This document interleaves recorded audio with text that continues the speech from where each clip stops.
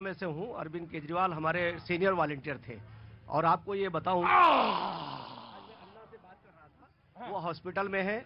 मैंने ये देखा, अन्ना जी हॉस्पिटल में? हाँ, थोड़ा बीमार हैं। हाँ। तो मैं उन्हें ये बताने के लिए कि जो लोग अच्छे दिनों के लिए आए थे, अच्छे काम करने के लिए आए थे, अब उनके बुरे दिन शुरू हो गए, इसलिए कि उनके कामों की सजा मिलनी शुरू हो गई। अब देखिए, मैं ये तो नहीं कहूंगा कि चुनी हुई सरकार है और चुनी हुई सरकार के खिलाफ मैं क्रिटिसाइज कर सकता हूं। मैं राइट टू रिकॉल की बात करते थे, हम राइट टू रिकॉल की जो बात करते इसीलिए करते थे कि जो गलत काम करे उसे वापस बुलाओ। तो इसलिए इन्होंने गलत काम किए तो इन्हें वापस आना चाहिए। और नैतिकता ये है कि मैंने तो पहले भी ये कहा था कि इन्हें रिजाइन करना चाहिए। मनीष सिसोदिया और अरविंद केजरीवाल, अगर इनमें नैतिकता बाकी है तो ये रिजाइन करें और उसके बाद फिर अगर ये क्लीन चिट मिल जाती है तो फिर उसे वापस लेकर के फिर जनाधार वापस। शमून कासमी साहब आदमी अच्छे हैं। मैंने इनको 13 दिन के आंदोलन में सुना है वहां पे रामलीला मैदान में। लेकिन एक बात ये तो सिद्धांत की बात हुई। अरे अब तो सत्ता में रह के सत्ता जैसी बात करो शमून जी, ये नहीं अच्छी लगती। मैं आया, लेकिन मैं आता हूं, एक मिनट में आ रहा हूं मैं आपके पास। डॉक्टर रोली तिवारी जी राजनीतिक विश्लेषक हैं, लंबे समय तक समाजवादी पार्टी से जुड़े नहीं, लेकिन अब वो समाजवादी पार्टी में नहीं है। इन्होंने मानस से रामचरितमानस पे विरोध दर्ज कराया, लिहाजा वो अब पार्टी में नहीं, पार्टी से बाहर। और हमारे साथ हमारे सहयोगी, लंबे समय तक सीबीआई कवर करने वाले, पुलिस डिपार्टमेंट और तमाम इंटेलिजेंस की खबरों पे नजर रखने वाले हमारे साथ आनंद तिवारी हमारे साथ मौजूद हैं। बहुत बहुत शुक्रिया आनंद तिवारी। मैं जानना चाहता हूं ये केस, हाँ तो भाई देखो, ये एक के साथ एक का फ्री जो होता है बहुत मुश्किल डालता है मुझे। मैं आनंद जी, मैं जानना चाहता हूं, प्लीज कामिया, मैं ये जानना चाहता हूं कि ये केस कितना दम है, क्योंकि सीधे आते हैं उसी पे मुद्दे पे। ये केस कितना दम है कोर्ट में?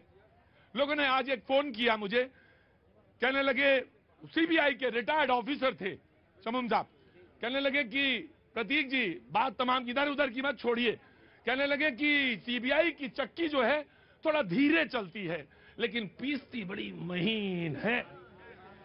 तो बात तो मैं समझ गया, उनकी बात तो मैं समझ गया, लेकिन मैं ये जानना चाहता हूं ये कोर्ट में कितना दम है इस केस का। जहां तक पॉलिटिकल में कमेंट्स में आऊं उससे पहले, क्योंकि सीबीआई तमाम इंटेलिजेंस एजेंसीज और पुलिस को कवर करते रहे हैं आप। आनंद तिवारी। और जी देखिए, आज प्रतीक जी, रुको भाई प्लीज बेटा मान जाओ, तुमसे उम्र में ज्यादा है, तुम्हारे बाल सफेद हो गए हैं। लेकिन जी देखिए, जिस तरह से कोर्ट में आज सुनवाई हुई है, 5 दिन की रिमांड मनीष सिसोदिया को दे दी गई है, तो कोर्ट को लगा होगा कि अभी उनके इंट्रोगेशन की जरूरत है सीबीआई को। लेकिन अगर आप पूरे केस को देखेंगे तो जिन धाराओं में मनीष सिसोदिया को गिरफ्तार किया गया है उसमें 477 ए धारा है, 120 ये आपराधिक साजिश और एक प्रिवेंशन ऑफ करप्शन एक्ट, यानी कि आप सरकारी पद पर रहते हुए कोई करप्शन में शामिल हैं।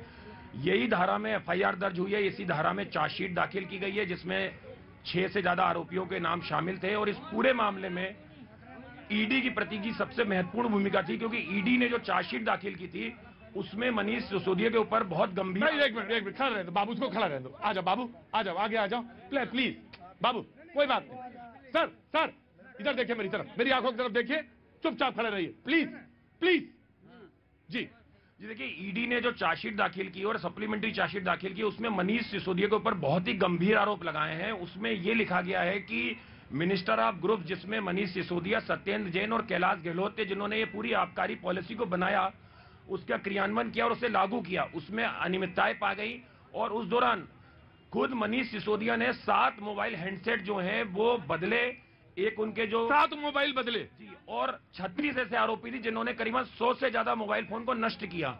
इसका डाटा वापस जो है वो सीबीआई ने फोरेंसिक जांच से इकट्ठा किया। एक और गंभीर आरोप जो है वो एजेंसी ने लगाया है कि एक जो कंप्यूटर जो है मनीष सिसोदिया के कार्यालय से बरामद किया गया था, उसकी जब डिजिटल जांच कराई गई तो उसमें पॉलिसी जुड़े कुछ ऐसे सबूत थे जिन्हें नष्ट कर दिया गया था या नष्ट करने की कोशिश की गई थी, उन्हें भी फोरेंसिक जांच से वापस हासिल किया गया। और उस आधार के आधार पर बाकी आरोपियों की पूछताछ हुई, उनके बयान लिए गए और उसके बाद मनीष सिसोदिया को तीसरा सम्मन जारी किया जिसमें वो पूछताछ के लिए और उनकी गिरफ्तारी कर ली। तो ये फैक्ट एंड फिगर्स है, जैसे रिपोर्टिंग होती है, ये फैक्ट एंड फिगर्स हैं जो रिपोर्टिंग में एक तरीका है कि जब हम खड़ा करते हैं अपने रिपोर्टर को, अपने करस्पॉन्डेंट को, अपने सीबीआई कवर करने वाले करस्पॉन्डेंट को, तो उससे पूछते हैं कि आप अभी वहीं सीबीआई से आ रहे हैं सर जी, कि भाई फैक्ट एंड फिगर बताओ और मुझे ये बताओ कि कहां रुकेगा जाके ये केस।